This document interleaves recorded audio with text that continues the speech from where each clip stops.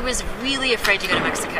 I was really afraid. And this was actually in 2005, which is before the major explosion of violence, which happened after Calderon took the presidency. So it was even less violent when I was there. And I was terrified.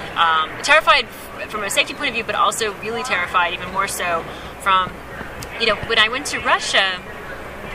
If I'd gone to Russia and never connected to anybody and never befriended anybody, of course it would have been devastating. It would have been really sad, but it wouldn't have been, I'm not Russian.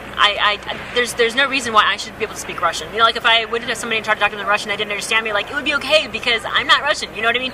But the pressure was so much more intense to go to Mexico because I felt like if I was not accepted by the culture there, then it was going to be like a rejection of who I was as a human being.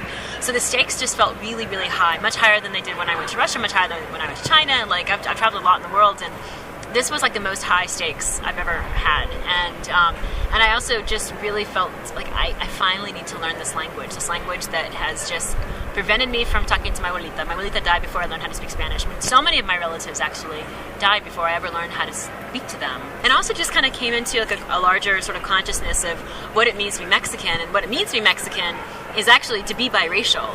So the fact that I am actually biracial sort of, I think in some way gives me a deeper understanding of than if I wasn't biracial.